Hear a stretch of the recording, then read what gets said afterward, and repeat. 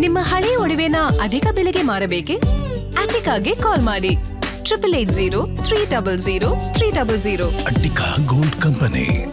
हमारी सप्तधारा की छठी शक्ति है ग्रीन इकोनॉमी, ब्लू इकोनॉमी, जो ग्रीन जॉब को भी जन्म देती है। हमें green hydrogen, renewable energy, energy storage, green mobility, green manufacturing in global scale हमें पा करके रहना है। हमें दुनिया जब ग्लोबल वार्मिंग की चर्चा करती रहती है, हम रास्ते खोजते रहते हैं, हम समस्याओं का समाधान दे रहे हैं। और भारत ये ग्रीन मूवमेंट का बहुत बड़ा सामर्थ्य लेकर के चलिए। भारत के पास ब्लू इकोनॉमी के लिए भी बहुत बड़ा अवसर है। बहुत बड़ा लंबा हमारा कोस्ट लाइन है। ब्लू इकोनॉमी के लिए बहुत बड़े अवसर है। फिशरीज है, कोस्टल टूरिज्म है, ओशन टेक्नोलॉजी है। ऐसे कितने ही क्षेत्र हैं जिसमें हम आगे बढ़ सकते हैं। मेरे प्यारे देशवासियों, भारत सप्तधारा की जब बात करके लेकर चला है तब हमारी 7वीं धारा है और दुनिया के लिए इसका अपना भी एक महत्व है और वो है भारत का सॉफ्ट पावर। भारत के सॉफ्ट पावर की ताकत है। आज योग ने पूरी दुनिया को भारत के साथ जोड़ के रखा हुआ है। योग दुनिया के लिए एक ऊर्जा बनता जा रहा है, भारत के लिए विश्वास का बड़ा कारण बनता जा रहा है। जिस भारत के पास आस्था के केंद्र हो, जिस भारत के पास आयुर्वेद हो, जिस प्रकार से भारत के पास होलिस्टिक हेल्थ केयर की व्यवस्था हो, हील इन इंडिया का मूवमेंट हो, हम दुनिया के अंदर हमारे सामर्थ्य को लेकर के जा सकते हैं। हैंडीक्राफ्ट हो, संस्कृति हो, हमारी फिल्में हो, हमारा क्रिएटिव वर्ल्ड हो, वीएफएक्स हो, हमारा एनिमेशन हो, हमारी गेमिंग हो, डिजिटल कंटेंट हो, क्रिएटिव वर्ल्ड के अंदर भारत अपना रुतबा दिखा सकता है। हमने उसको वैश्विक सामर्थ्य के रूप में विकसित करना होगा। आज भारत ने वेव समिट को एक बहुत बड़ी ताकत दी है। दुनिया धीरे धीरे भारत का ये जो world audio visual and entertainment summit है उसकी राह देखता रहता है और वो भारत के सॉफ्ट पावर को, भारत के क्रिएटिव दुनिया को परिचित करेगा। मेरे प्यारे देशवासियों, भारत के पास विशाल वन्य संपदाएं हैं। हमारे पास 100 से ज्यादा नेशनल पार्क है। क्षमता बहुत है, लेकिन विदेशी टूरिस्टों को आकर्षित करने में हम कम पड़े हैं। हमें मौका है हमारे सॉफ्ट पावर के माध्यम से दुनिया के टूरिस्टों को भारत के लिए आकर्षित करने का। हमारा सामर्थ्य में दुनिया को दिखाना है। हम ये काम आरा से करें और हम जल्द से जल्द हम इन लोगों आज दुनिया में स्पोर्ट्स की जो है वो भी एक बहुत बड़ा भारत के प्रति आकर्षण का केंद्र। दुनिया के स्पोर्ट्स इवेंट भारत में क्यों ना हो। कॉन्स्टेंट इकोनॉमी बहुत बढ़ रही है, देश के नौजवानों का आकर्षण है। विश्व का हर कोई कलाकार चाहता है कभी न कभी भारत की धरती पर अपना कॉन्सर्ट करे। ये एक बहुत बड़ा अवसर है। हमें इसको मोबिलाइज करने के लिए व्यवस्थाएं खड़ी करनी होगी।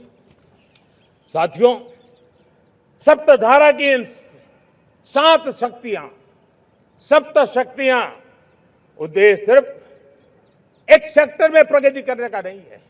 एक होलिस्टिक अप्रोच के साथ हमें राष्ट्र को जो लक्ष्य लेकर के हम चल रहे हैं, जो एम्बिशन लेकर के चल रहे हैं, उस स्केल को हमें पार करने की दिशा में काम करना है।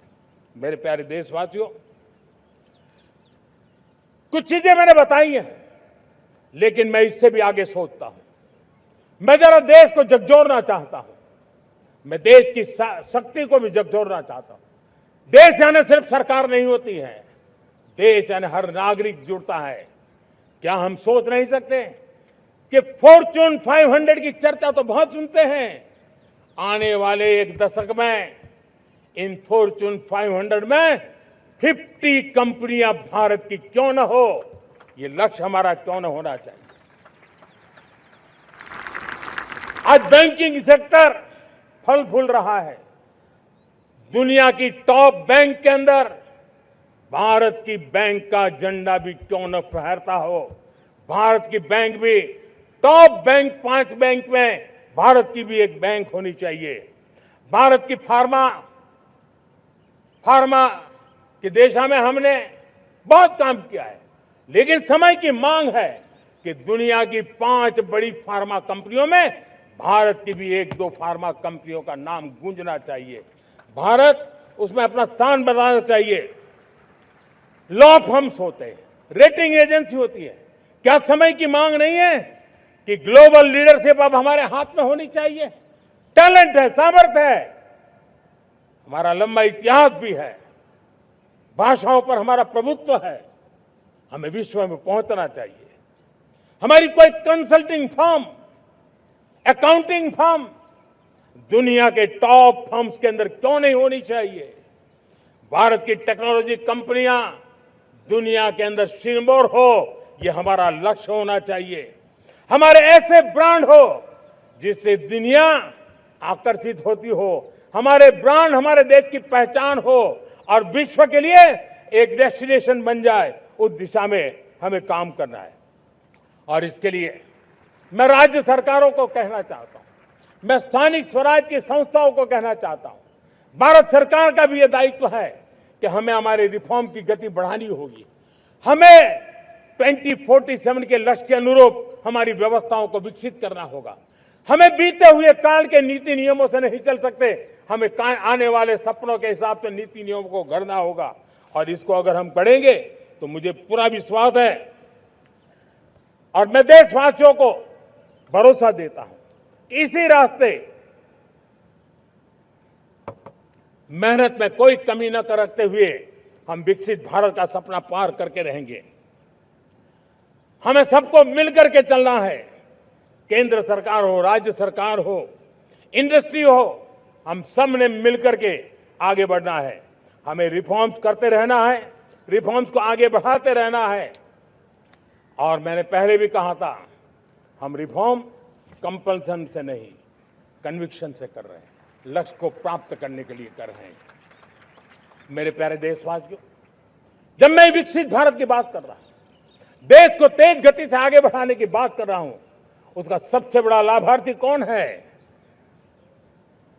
इन सारे प्रयासों का सबसे बड़ा साधक कौन है? अगर साधक है तो मेरे देश का युवा है, मेरे देश की युवा शक्ति है।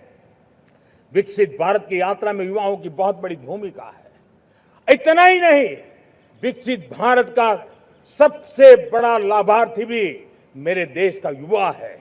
और इसलिए हमें विकसित भारत के लक्ष्य को युवाओं के साथ जोड़ करके आगे बढ़ाना है।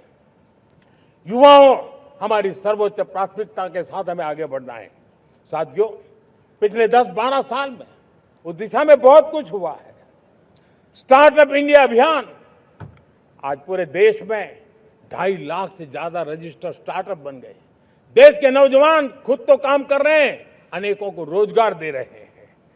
1 लाख करोड़ रुपया इनोवेशन फंड भारत सरकार ने घोषित किया है। मैं देश को, नौजवानों को कहना चाहता हूं, आप अपने सपनों को लेकर के आइए, संसाधनों की कमी नहीं रहने देंगे। 1 लाख करोड़ रुपया आपके दिल दिमाग को सामर्थ्य देने का एक व्यवस्था हमने कर दी है। रिसर्च के नए अवसर मिले, डिजिटल इंडिया के नए सस्ते डेटा, ये युवाओं को सशक्त किया। दुनिया में सस्ता डेटा कहीं है तो भारत की धरती पर है। और देश के नौजवानों को उसने नई ताकत दी है।